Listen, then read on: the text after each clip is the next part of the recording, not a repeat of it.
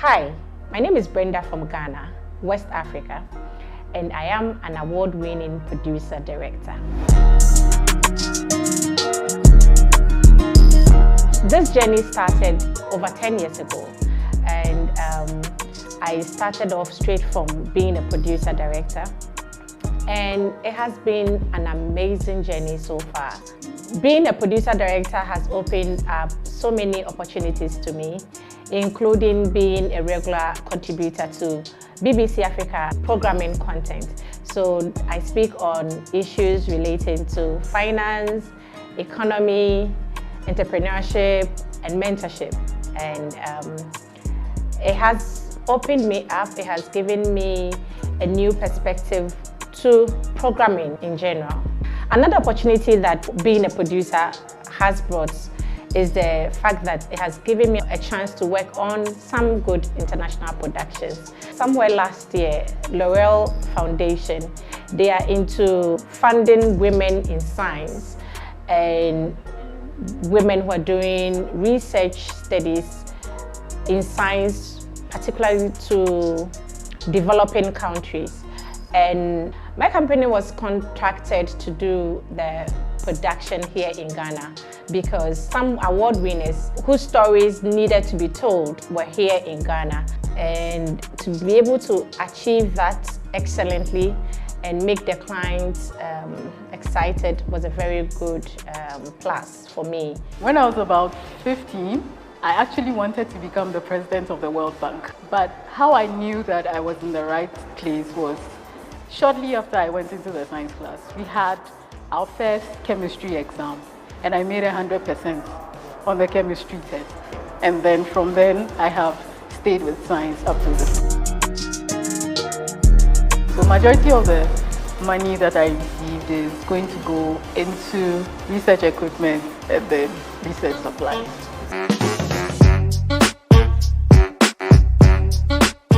Another documentary I worked on in the area of science, which was really good, was the maternal health documentary.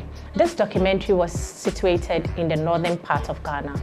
The issue that had happened was the fact that people in the northern part of Ghana, or women to say, struggle with maternal health issues. So there is the issue of access to a health facility.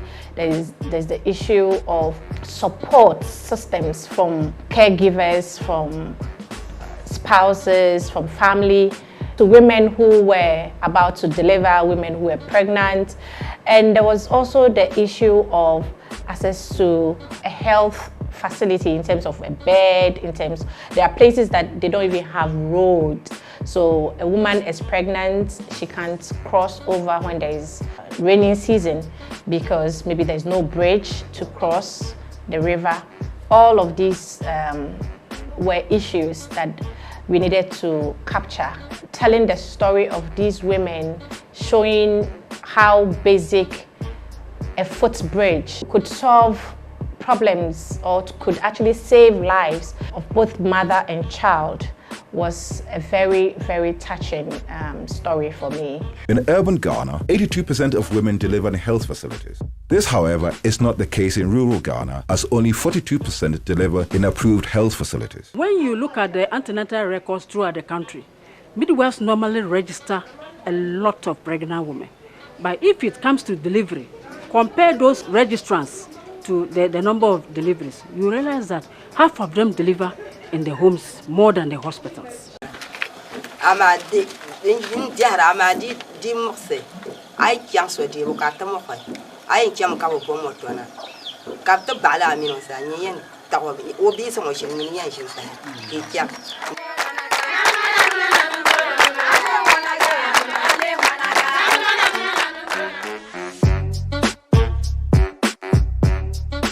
Another non-fiction project that I've worked on would be when I was given the opportunity to work on the implementation of a new track system in our education by the government of Ghana called a double track. And what it meant was that students in high school were going to have the opportunity to have a system where they could employ or they could take in more students as opposed to what they had before. So I had to travel across the country to tell the stories of why this particular system was important and how that it was going to benefit the people of Ghana.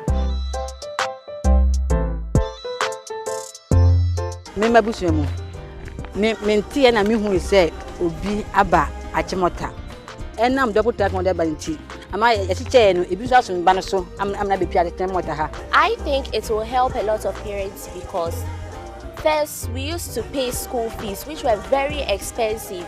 But because of the double charge system and now free education, the parents wouldn't have to worry about paying school fees and then buy uniforms. It will save the parents some money. Non-fiction storytelling is really exciting, and what makes it more exciting than when you have the opportunity to use new technological equipment in telling these stories. I had the opportunity to work with Ace investigative journalist who is in the person of Anas Arimeyao Anas. He is a renowned international journalist here in Ghana.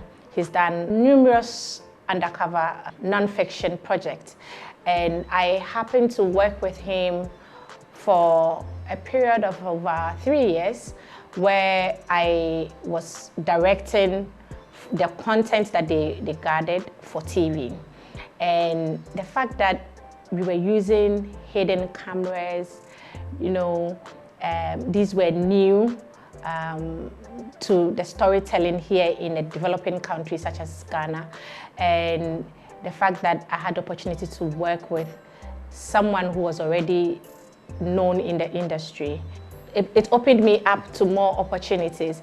And working on those projects, I would say, gave me a new twist to understanding the field in which I had found myself.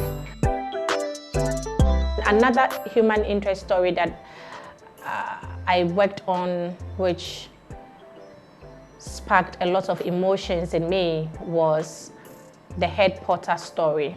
UNFPA, in partnership with Premium African Development Platform, they also empower young head porters. In Ghana, we call them kayaye. So the word kayaye pretty much means a female head porter. And these head porters migrate year on year from the northern part of Ghana to the south to look for greener pastures.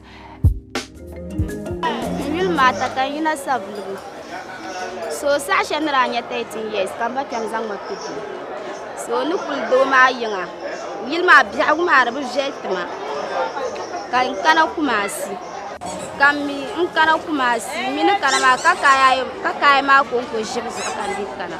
Nkam na yani nyetu shel bahar zukan le tumda. Ntum de la tumana ma. Che kayo ma mi ami jiji bakare. Di ya nyanga ya. Ka fosra manjira.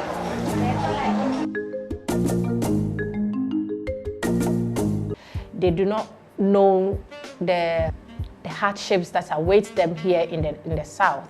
And once they end up here, they go through a lot of emotional and psychological issues. Within the Salamania 11 years. No metimina no was rim na miss of a famiko, no so war ballet. No be fan one so I won't be man, no be family call or send no question and bang. Ntia mi so mu kwa afu na wakacha mi sai mami Kobe enti dakro ode ade bi ko hye so asese kakra mi ko na ose mi ko so mi ka che papa na mi ko ka che papa na papa na ka che mi sai mi jin ko to gale mbele na mi ji ska no ko to gale ne ba no ka sa mi fan ko to ne da ha na me di gale no ko to ne da ho na wa betu ne da nu na wa di papa na oye mi san no ye mi so akunu kitwa ntiasam ne si ono ka cha me se me ka chiro bi amewu ndisa no man kan chiro bi. Reality shows. I love fun. So wherever fun is, you will find me there. And this has given me the opportunity to work on some exciting programs in Ghana, including beauty pageants. Let me say I was the first female to work on the first beauty reality TV show in Ghana, and that is Miss Malaika.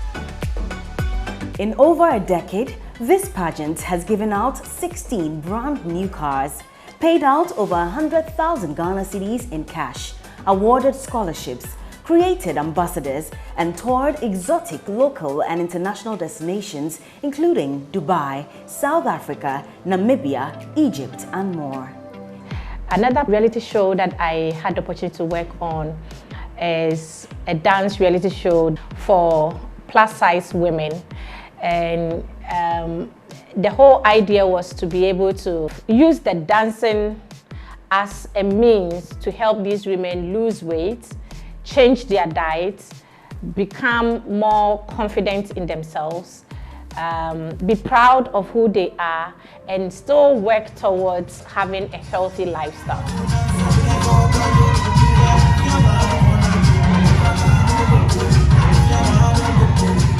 And I did the season 1. It was amazing. It was the first reality show that won an award whilst in audition process. I mean, the show hadn't started, but it had already gained so much attraction in the country, and it was Brenda's production. I think I love music and dance. Yeah, I think I do. So most of the content in reality shows that I produce, I think are centered around these particular themes. So there's this other production that I produced here in Ghana and then continued in Amsterdam, Netherlands for KLM. KLM was 55 years and they wanted us to come up with a concept that would commemorate their 55th anniversary. And so we had a talent reality show for them where contestants had to sing, upload their video on Facebook or on our website. And then the more likes, you know, the dynamics were, I can't go into the dynamics, but pretty much we used both traditional TV and social media for this particular production. I had to send the winners, who were unfortunately all male, I had to send them to Amsterdam for an 8 days fun trip.